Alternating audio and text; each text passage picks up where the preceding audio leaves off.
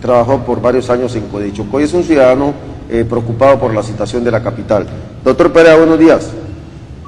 Buenos días, Jairo, y a todos los televidentes de este programa. Efectivamente, considero que hay una crisis en materia de ambiental en Quibdó, ¿no? Todos los temas que ustedes tratan, el tema de la cuenca abastecedora del acueducto de Quibdó, el tema de las basuras que proliferan en todas partes de Quibdó, la no recolección a tiempo de la basura, genera una contaminación ambiental que puede producir efectos protuberantemente nocivos para la comunidad. Doctor Perea. La diseminación de enfermedades por vectores es un peligro de...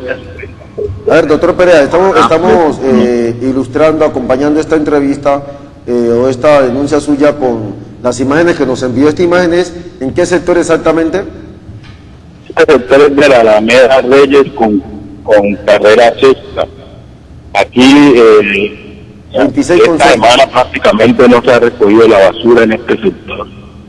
Y entonces, esto significa que las autoridades, tanto el municipio como la empresa prestadora de servicios, están incumpliendo con su deber. Usted sabe que la ley 142 de 1994 establece que estos servicios deben de ser prestados directamente por el municipio o por una empresa prestadora del servicio, pero también a la vez el artículo 7º del decreto 2281/2013 que reglamenta la prestación del servicio acero, que dice que a pesar de que hay una empresa que presta el servicio, el municipio debe vigilar de que este se preste acorde con la normatividad sobre la materia, y las autoridades ambientales como Codechoco deben de digamos, hacer un seguimiento de esto y hacer las investigaciones del caso para efectos de prevenir estas situaciones que son graves para la comunidad.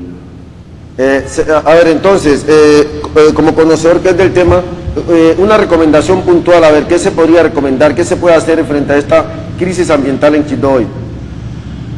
Mire, lo primero que hay que hacer es que el Colombia es un sistema nacional ambiental que está conformado también por las corporaciones y por los municipios.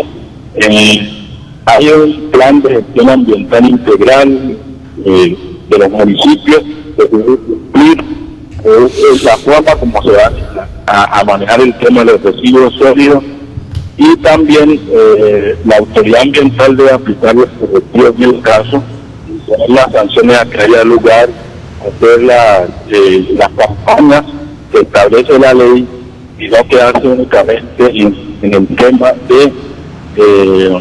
el tema pasivo de denunciar el problema sin pasar a la acción. El artículo 79 de la Constitución establece que todos los ciudadanos tenemos derecho a un medio ambiente sano y que el Estado debe planificar los factores de riesgo ambiental y poner las medidas a que haya lugar. Por ejemplo, en el tema que ustedes hablan de disseminación por todo Quibdó de material orgánico animal, ¿sí?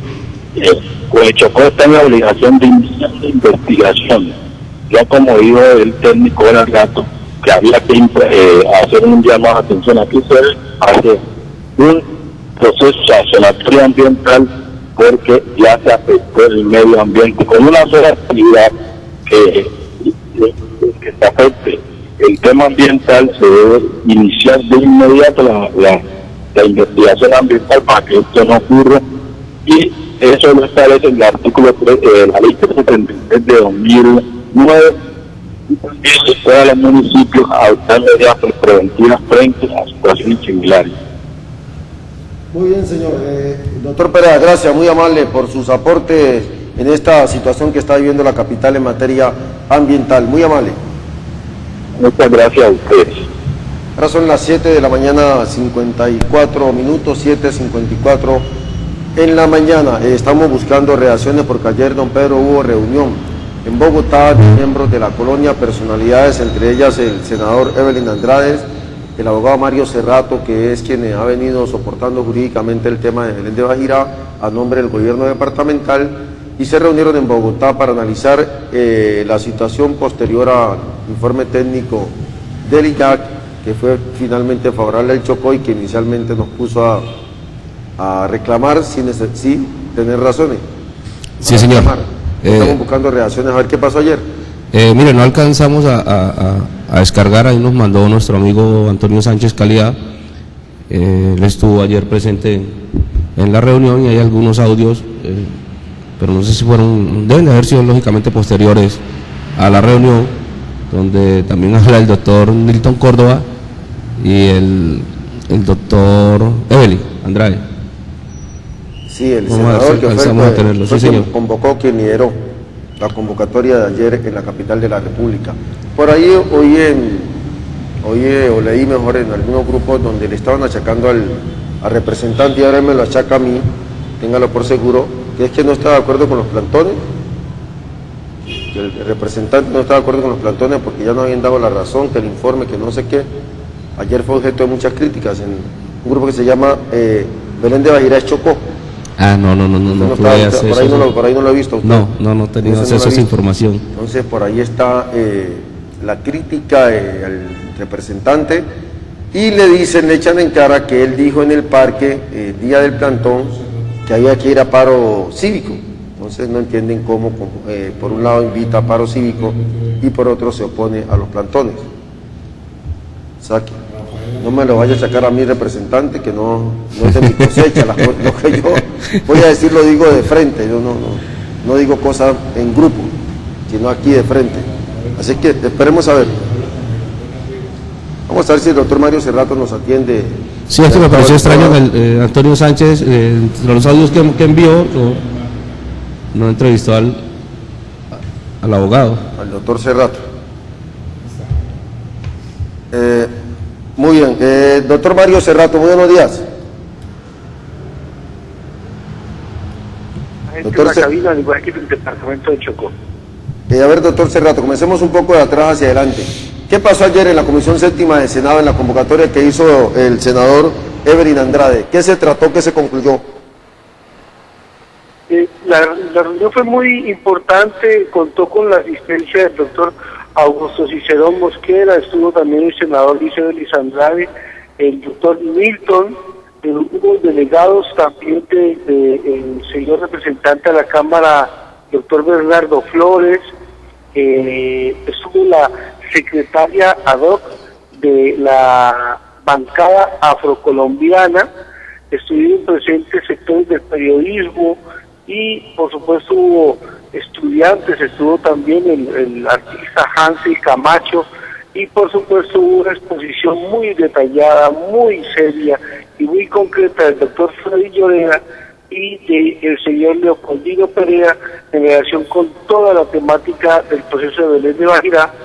Y en esta, la descripción del doctor Freddy Lloreda, se hizo un recuento histórico de cada uno de los pasos dados por la delegación chocuana, las respuestas del IDAC, la posición también de la delegación de Antioquia, y en esta exposición pues se pudo establecer de qué manera los argumentos probatorios esgrimidos por el departamento de Chocó, los aportes dados en materia documental y además la información científica soportada en el estudio de la Sociedad Geográfica de Colombia, permitieron construir, óigalo bien, la palabra es esa, construir un trazado, una línea divisoria conveniente a los intereses del Chocó y respetuosa de los argumentos y los lineamientos establecidos en la Ley 13 del 47. Quiero decir con esto que cada milímetro de ese trazado, cada punto de ese trazado, está soportado en un argumento probatorio irrebatible, está soportado en una pieza jurídica bien planteada y además de eso está diseñado con base en hechos de orden científico, de orden técnico y de orden geográfico que le impiden a cualquier persona en el mundo, geógrafo, vaquiano, caminante, gente que pasa, discutir la calidad, la realidad y la fuerza técnica de la ley 13 de 47. Esto quiere decir que el soporte de nuestro territorio es imbatible, irrebatible. Tenemos un territorio que es nuestro, es nuestra propiedad y no existe cuestionamiento de índole científico, de índole técnico que nos lo pueda quitar. Estamos muy contentos porque cada vez que ahondamos en los análisis, cada vez que revisamos aún más el trabajo de la delegación y los soportes que tenemos para haber triunfado como triunfamos, nos encontramos más seguros, nos encontramos más sólidos y además de eso, mucho más, con mucha mayor certeza de cada una de las razones en que se apoyó el IGAC para proceder como procedió, haciendo una delimitación favorable a los intereses del Chocó y rigurosa con los parámetros de la ley 13 de 1947. Lo voy hablando, doctor Cerrato, con plena y absoluta seguridad. Pero a ver, ¿de dónde surgió entonces las dudas que inicialmente tuvimos los chocuanos en torno a la dirección en la que venía el concepto técnico del IGAC? ¿Deja alguna duda ese concepto técnico? ¿Por qué tuvimos el presagio de que era en contra del Chocó? Ayer yo lo explicaba en la entrevista que también me hicieron. Nosotros tenemos que analizar una secuencia histórica. El solo hecho de que el IGAC haya dado el paso de crear el proceso de deslinde mediante la resolución 0542 de 2014 y que en esta resolución se haya plasmado un argumento según el cual la ley 13 de 47 no correspondía con la realidad geográfica, ya generaba una serie de sospechas en relación con la imparcialidad de la institución. Segundo, dentro del proceso de deslinde, el IGAC hizo varios movimientos que generaron muchísimas, pero muchísimas preocupaciones en la delegación del Chocó, toda vez que, por ejemplo, en una visita a terreno se establecieron puntos a visitar, uno, relacionados con la ley 13 del 47, y dos, innecesariamente unos puntos a visitar según las pretensiones de la delegación antioqueña, que tenía por único fundamento el concepto de límite tradicional, es decir, el límite de la, digamos, de ocupación institucional, de el soporte del colono. Nosotros decíamos en la delegación chocuana, si nos atenemos rigurosamente a la ley 13 del 47 y visitamos los puntos que esta misma ley define como hitos fronterizos, no hay lugar a ninguna visita o conocimiento de puntos anquilosados en el concepto de deslinde, del límite tradicional. Sin embargo, el IGAC insistió en que harían ese tipo de visitas, se tocarían los puntos delineados por la delegación antioqueña y nosotros los chocuanos consideramos, si nosotros asistimos a esa visita, a esa comisión, nos vamos a encontrar simplemente con que vamos a validar de manera innecesaria la petición que está haciendo la delegación de Antioquia, nos asesoramos debidamente y tomamos la decisión de no asistir para no validar con nuestra presencia esa comisión desarrollada por el IGAC en el marco de la 0542. Tercero, en las muchas solicitudes que nosotros le hicimos a los funcionarios del IGAC, les señalamos, existe ya un límite provisional que ustedes tienen que reconocer, que es el que establece la ley 13 de 47 como parámetro único en la documentación cartográfica. Por favor, reconozcan estos límites como único hecho cartográfico hasta el momento existente. El IGAC se rehusó a hacerlo. A la reposición que presentamos frente a la negativa primera, se sostuvieron en su realización y confirmaron negarnos la necesidad de determinar un límite provisional con base en la existencia de lo dicho en la cartografía por la ley 13 de 47. Por último, aunque hay muchas más cosas, pero para resumirle a usted y a la audiencia, se produce por parte del Ministerio del Interior se eleva al Consejo de Estado una consulta que ellos llamaron consulta reservada, y en esa consulta reservada prácticamente le hacen una inducción a la respuesta a los funcionarios del Consejo de Estado, toda vez que le preguntan al Consejo de Estado, existe un informe de 2003, ¿cuál es el informe en el cual se deben basar los nuevos parámetros del trazado delimitador entre Antioquia y Chocó? El Consejo de Estado evidentemente contesta que el del 2003, escondiendo en la pregunta que existía un informe de 2007.